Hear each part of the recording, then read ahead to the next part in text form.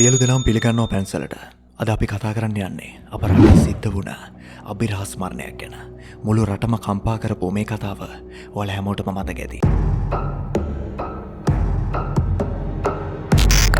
ඒ තමයි මීට අවුරුදු 10කට විතර කලින් සිද්ධ වුණ සෙයා කියන පුංචි දැරියගේ අභිරහස් ඝාතනය.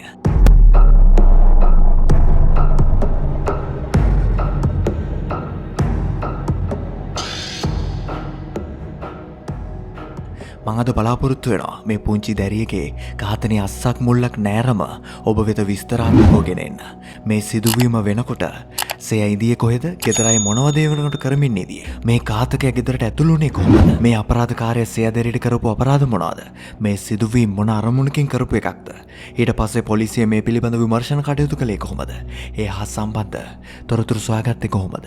මේ හැම දෙයක් ගැනම පුළුල් විස්තරයක් ඔබ වෙත ගෙනීමට අද වීඩියෝ එකෙන් මම බලාපොරොත්තු වෙනවා. සිදුවීම වෙන දවස උදා වුණා. ඒ දවස 2015 සැප්තැම්බර් 11 වෙනිදා මේ දරුණු මිනිමරුම සිද්ධ වෙන්නේ කොටදෙනියාව කියන ප්‍රදේශේ. මේ පවුල පුංචි පවුලක්. තාත්තගේ නම උපුල්. මේ උපුල්ටයි යාගේ බිරිඳටයි දාව ළමයි 3 දෙනෙක් ඉන්නවා. ලොකු පුතයි දුවල දෙන්නයි. මේ සේයා කියන දැරිය තමයි දෙවනියා. ඇයට වයස අවුරුදු 5යි. ඉතින් මේ පුංචි පවුලට අමතරව මේ ගෙදර තව දෙන්නෙක් ඉන්නවා. ඒ තමයි උපුල්ගේ අම්මයි තාත්තයි. උපුල් ගැන කතා කරොත් උපුල් කියන්නේ හොඳට ඉගෙන ගත්ත කෙනෙක්. ස්පෝකන් ඉංග්‍රීසි සීනියර් ලෙක්චර් කෙනෙක් විදියට ආයතනයක රාජකාරී කරමින් තමයි ඉන්නේ. ඒ රැකියාවට අමතරව 6 දුවන රස්සාවකුත් උපුල් කරගෙන යනවා. උපුල්ගේ ගෙවල් වලට එහයින් රෙදි ඇඟලුම් මලක් තියෙනවා. ඒකේ වැඩ කරන ගෑනු ළමයින්ට එහෙම රැ වුණාම යන්න වාහන නැහැ. ඉතින් ඒ නිසා උපුල් ඒ ළමයිව ගෙනත් දාන වැඩෙත් කරගෙන යනවා. මේකෙන් උපුල්ට ගෙදර වැඩ ටික කරගන්න අමතර ගානකුත් හම්බෙන හින්දා. සිදුවීම වෙන දවස උදා වුණා. උපුල් වෙනදා වගේම ගාමන්ට් එකෙන් ඕෆ් වෙලා එන ළමයි එක්කන් එන්න හරියටම හවස 6:50ට විතර යන්න පිටත් වුණා. මොකද ෂිෆ්ට් එකට වැඩ කරලා ඉවර වෙන්නේ 7ට. එයාලවත් ගෙවල් වලට දාගෙන පුරුදු විදිහටම උපුල් ගෙදරට එනවා. එතකොට වෙලා 8:30ට කිට්ටු වෙලා. උපුල් කඩෙන් කෑම එකකුත් අරගෙන තමයි ගෙදර එන්නේ. මොකද පොඩි ළමයි කඩෙන් කියන රයිස් එම කන්න කැමතිනේ. ඒත් සේයි යාගේ නංගිටයි හොඳටම නිින්ද ගිහින් තිබුණා. නිදන් ඉන්න විදිය දැක්කම උපුල්ට හැරවන්න හිතෙන්නෙත් නැහැ. කොහොම හරි ආයෙත් උපුල්ට රෑ 10ට විතර යන්න වෙනවා. ගාමන්ට් එකේ තව කට්ටියක් 10 ෂිෆ්ට් එකට ඔෆ් වෙන්න නිසා. එයාලව ගන්න උපුල් යනවා. ඊට පස්සේ උපුල් මේ වැඩෙත් ඉවර කරලා 11:30ට විතර නැවත ගෙදරට එන ගමන් තමයි ඉන්නේ. තව කිලෝමීටරයකටත් අඩු දුරක් තමයි ගෙදරට තියෙන්නේ. මේ අතරේදී උපුල්ට කෝල් එකක් එනවා. 10 ෂිෆ්ට් එකට එළියට එන්න බැරි වුණ ගැහණු ළමෙක් දැන් එළියට ඇවිල්ලා කියලා. උපුල්ට ගෙදර එන්න තියෙන්නේ කිලෝමීටරයකටත් අඩු දුරක්. ටික වෙලාවක් කල්පනා කරලා වෙන කරන්න දෙයක් නැති නිසා උපුල් නැවත යනවා. ඒ ගැහණු ළමයව එක්කන් එන්න. ඒ වැඩේ ඉවර කරලා එනවා කියලා හිතාගෙන උපුල් යනවා. නමුත් ඒ තීරණය තමයි උපුල්ගේ ජීවිත කාලයටම හරව ගන්න බැරි තීරණේ. එවලේ උපුල් ගෙදර ගියා නම් මේ සිදුවීම මීට වඩා වෙනස් වෙන්න තිබ්බා. සමහර විට සේයාගේ අනතුර එතනදි සිද්ධ නොවෙන්නත් ඉඩ තිබ්බා. උපුල් ගෙදර එනකොට මොන වගේ දෙයකට මුහුණ දෙන්න උනාද? ඒ වෙනකොට ගෙදර අය මේක දැනගෙන ඉඳලාද? මේ සිදුවීමෙන් පස්සේ ගෙදර අයට මොන වගේ දෙයකට මුහුණ දෙන්න සිදුවේද? මේ සියල්ල වලට කියන්නම්. අපි යමු කතාවට.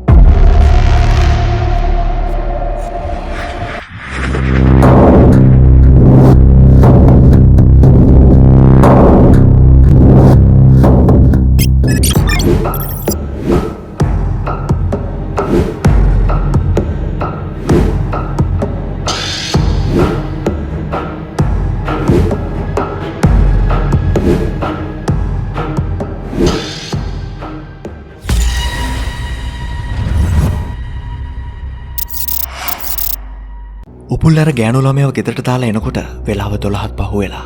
උපුල් ගෙදරහම විශේෂ දෙයක් දකිනවා. සෙයා නිදාගෙන ඉඳපු එයාලගේ අම්මගේ ඇඳේ නැහැ කියලා.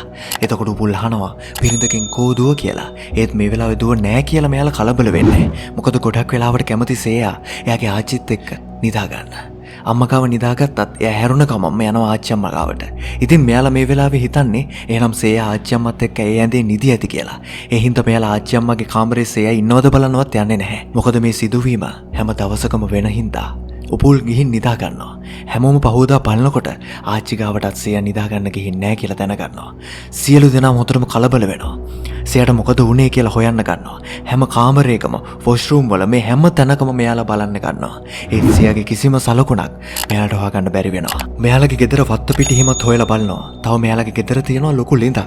හැමෝමත් එක්ක ලිඳකාවත් බලනවා. ඒත් ඒ කිසිම තැනක සේයාගේ කිසිම සලකුණක් තිබුණේ නැහැ. දැන් නම් මෙයාලා හොඳටම බය වෙනවා. මේ කලබලේ දැක්කම අසල්වාසිනුත් මේ සිදුවීම ගැන දැනගන්නවා. මේ උපුල්ලගේ අවට ඉන්නේ අසල්වාසිනුත් පවුලේ අයමයි. ඉතින් හැමෝම සේයාගේ අතුරුදහන් වීම නිසා ගෙදරට එකතු වෙලා හැමතැනම හොයන්න පටන් ගන්නවා.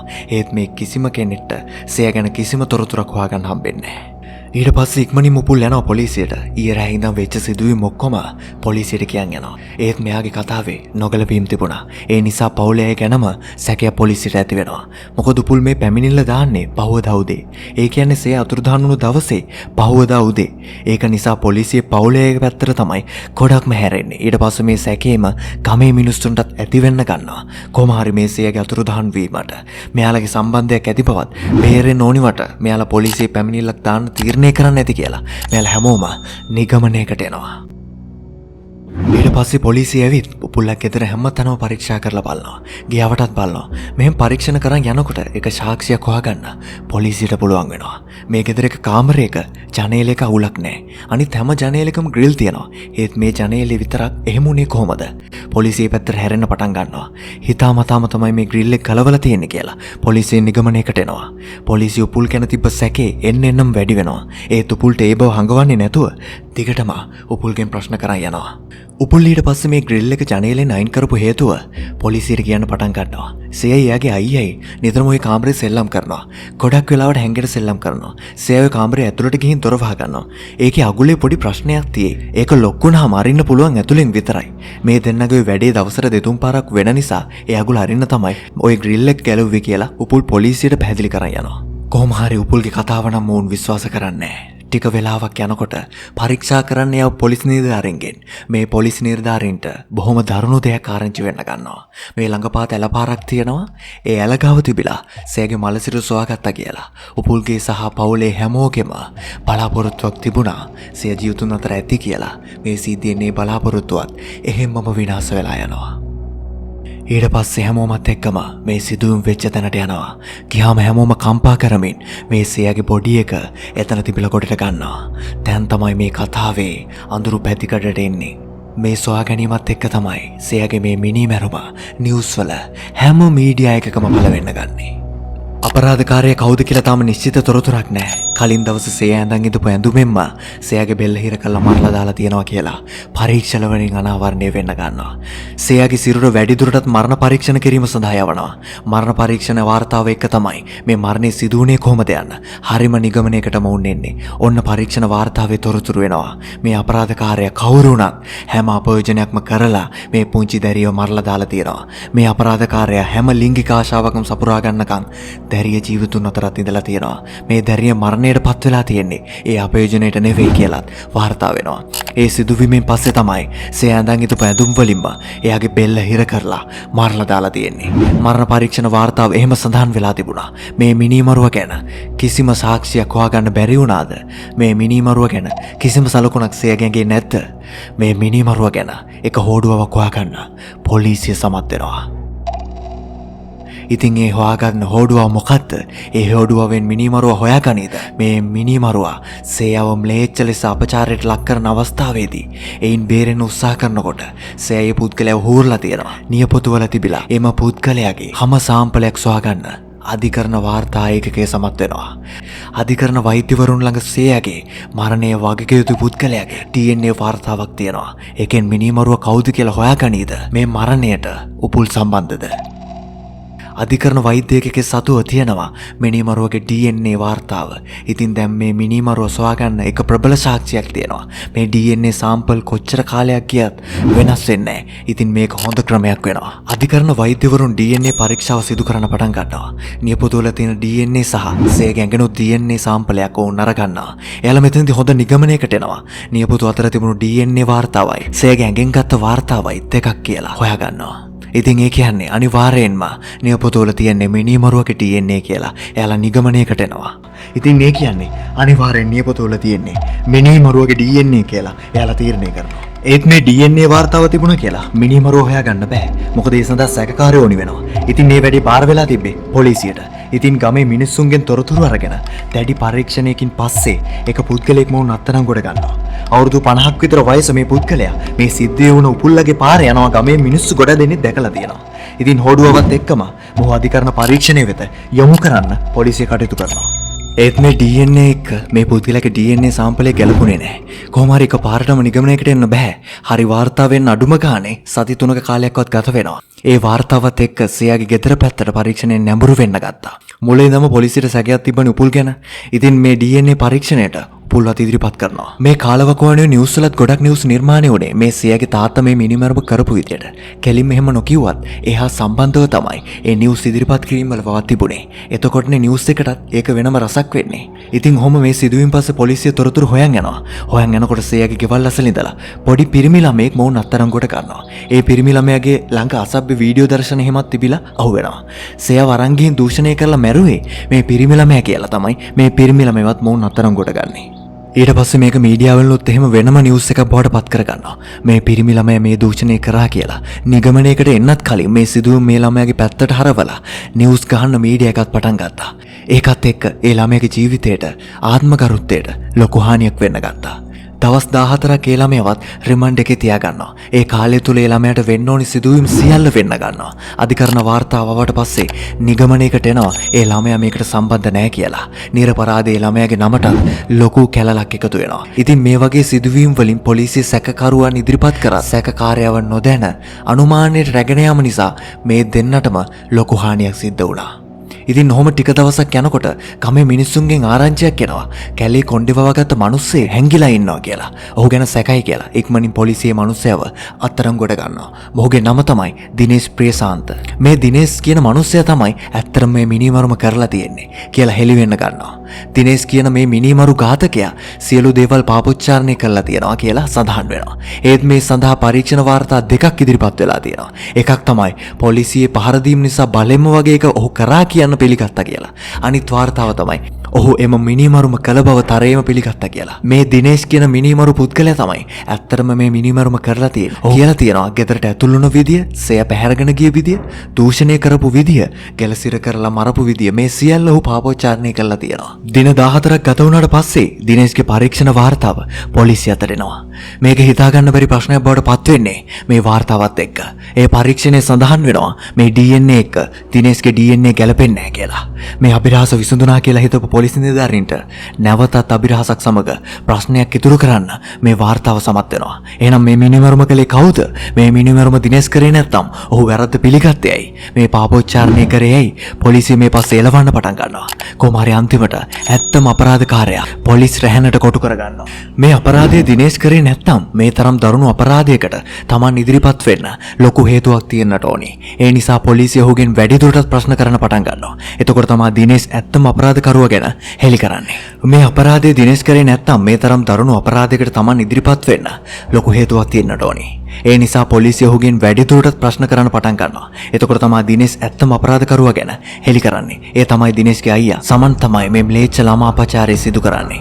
මේ පාපෝච්චාරණින් පසුපස ගිහින් සමන්ව පොලිසිය අල්ලගෙන සමත් වෙනවා. ඊට පස්සේ සමන් සියලුම විස්තර පොලිසිය ඉදිරියේ පාපෝච්චාරණය කරන්න ගන්නවා. ළමයෙක්ට මෙහෙම දෙයක් කරන්න පුළුවන්. දාමරිකෙකු යතින් මෙහෙම දෙයක් වුණු පළවෙනි වතාව වෙන්න බෑනේ. මොහු මීට කලිනුත් මේ වගේ අපරාධ වලට සම්බන්ධ අයෙක් වන්නට ඕනේ. මෙහෙම අපරාධයක් කරන්න පුළුවන් මිනිස්සෙක් කොහොමද සියලගේ ගමේ මිනිස්සුන්ට මගහැරුණේ? ඒක ටිකක් කුතුහලයේ දනවන ප්‍රශ්නයක්. කොහොමද එහෙම වුනේ? අපි මේ පුද්ගලයාගේ හැංගුණ කතාවක් තියෙනවා. ඒ කතාවෙන්ම ඔහුගේ ම්ලේච්ඡ සිදුවීමට එමු. මේ සේලගේ ගෙදරට යන පාරේ ඉවර වෙන හරිය ගෙවල් මොකුත් නැහැ. පාළුවට ගිය ඉඩම් ටිකක් තමයි තියෙන්නේ. කාලයකට කලින් මිනිස්සු කිහිප දෙනෙක් ඔතන කෝඩාරම් මටවගෙන අනවසරෙන් ඉඳලා තියෙනවා. ඕන් කුලිය වැඩ එහෙම කරගෙන තමයි ඉඳලා තියෙන්නේ. ඒ හිස්බිම් කොටස ගම් වතුර කාලයට එහෙම යට වෙන තැනක්. ඒ කාලෙට රජෙන් සහන ආධාර බදු ඉදුම් හිටුම් මෙහෙමත් හම්බෙනවා. ඉතින් ඒ හින්දා මේ මිනිස්සු එතනම කාලයක් තිස්සේ ජීවත් වෙලා ඉඳලා තියෙනවා. කොහොම හරි ගමේ මිනිස්සුන්ට මේ මිනිස්සු ගැන ලොකු මතකයක් තිබුණේ නැහැ. මොකද කාලයකට ඉන්නවා කාලයකට නැති වෙන නිසා. පායන කාලවලට නම් විවිධ මිනිස්සු එතනට යනවා එනවා. ඒ නිසා ඒ පැත්තට ලොකු අවධානයක් යොමු වෙන්නේ නැහැ. කොහොම හරි මේ සමන් කියන දාම ඝාතකයා කාලයක් තිස්සේ එතන ජීවත් වෙලා ඉඳලා තියෙනවා. ඔහුගේ අක්කයි මල්ලිත් සමන් විසින් එතනට ගෙනින් තියෙනවා. මල්ලි තමයි දිනේෂ්. මේ සමන් කියන පුද්ගලයා විවිධාකාර විකෘති ලිංගික ආශාවල් තියෙන අමුතු මිනිහෙක්. මොහු ගෙවල් ළඟට ගින් කාන්තාවන් නානවා බලන් ඉන්නවා. ගෙවල් වල ඇතුළේ ඉන්න කාන්තාවන් දිහා බලන් ඉන්නවා. මේ වගේ වැඩ කරන පුද්ගලෙක් කියලා සමන් කලින් ඉඳපු ගමේ මිනිස්සුන් දැනගෙන ඉඳලා තියෙනවා. ඒත් මේ කොටදෙනියාවට නම් මේ පුද්ගලයා අලුත් නිසා ඒ කිසිම කෙනෙක් මේ අපිරහස් මිනිමරුව ගැන නොදැනී. කොහොම හරි මේ මිනිමරු සමන් ගමේ කිසිම කෙනෙක්ට නොදැනෙන විදියට කාන්තාවන් දිහා බලන් ඉන්න අමුතු ලිංගික ආසාව සපුර ගන්න වෙනදා වගේම මොහු ඉන්න ස්ථානයෙන් සෙයාගේ ගෙවල් පැත්තට එනවා. ඊට පස්සේ මොහුගේ ලිංගික තෘප්තිය සපුරා ගන්න ගොඩක් වෙලා සෙයාගේ ගෙවල් දිහා බලන් ඉඳලා තියෙනවා. ඒත් කිසි කෙනෙක් පේන්නේ ඉඳලා නැහැ. උපුල් එදා ගෙදර ආවනම් මේ ම්ලේච්ඡ ඝාතකයාට මේ කුරුමානම වරදින්න තිබුණා. ඊට පස්සේ මේ ම්ලේච්ඡ ඝාතකයා සෙයාගේ ගෙදර ජනේලයක්වත් ඇරලා තියද බලන්න ගේ වටේ ඇවිදින්න ගන්නවා. ඒ වෙලාව වාසනාවට අර ග්‍රිල් එක නැති ජනේලෙම ඇරලා තියෙනවා. සමන් එතනින් ඇතුළට ගිහින් තියෙනවා. අම්මා ළඟ නිදාගෙන ඉන්න සේයව මොහු දැකලා තියෙනවා. ඊට පස්සේ මේ විකෘති ආශාවල් තියෙන දාම ඝාතකයා සේයව වඩා ගන්නවා. සේයාගේ අම්මා ගැඹුරු නිින්දක ඉන්න නිසා එයට මේ කිසිවක් ඇහෙන්නේ නැහැ. ඉතින් සේයට කොහොමත් ඇහැරෙන්නේ නැහැ. පොඩි ළමයින්ට නිින්ද ගියාම එයාලත් ගැඹුරු නිින්දකට යනවනේ. මේ අවස්ථාවෙන් ප්‍රයෝජනය ගත්ත මේ නරුමයා සේයවත් අරන් එළියට ජනේලෙන් බහිනවා. ඒ වෙලාවේ ටිකක් වැහි පොද වැටෙන වෙලාවක් වුණත් සේයාගේ මූණටවත් වතුර වැටිලා නැහැ. අපට බල්ලන් එහෙමත් ගෙවල් වල ඉඳලා තියෙනවා. ඒත් ඒ කිසි සතෙක් බොරලා නැහැ. එහෙම වුණා නම් මිනිස්සු නිකන් හරි බලනවා. සේ හරි හැරෙනවා. මේ සිදුවීම් සියල්ල සමන්ගේ වාසියටමයි සිදු වෙලා තියෙන්නේ. මෙහෙම ටික දුරක් යනකොට සේයට හැරිලා තියෙනවා. මට ගෙදර යන්න ඕනි කියලා කෑ ගහලා තියෙනවා. ඕක කියලා තියෙනවා මං ගෙදරට ගිහින් දාන්නම් කියලා. ඒත් මොහු ගෙදර පැත්තට නෙවෙයි සේයව අරන් යන්නේ. විරුද්ධ පැත්තට. ටික දුරක් යනකොට සේය නැවතත් කෑ ගහලා තියෙනවා. එතකොට මේ නරුමයා අතින් තද කරලා කට වහලා තියෙනවා. කොච්චර තදට තද කරාද කියනවා නම් මූණ තුවාල වෙන තරමටම මූණ තද කරගෙන ගිහින් තියෙනවා. අන්තිමට පාළු තැනකට ගිහින් මේ පුංචි මල් කැකුලගෙන් තාමරික ඝාතක සමන් මොහුගේ ලිංගික තෘප්තිය විනාඩි කිහිපයකින් සංසිඳෝගෙන තියෙනවා.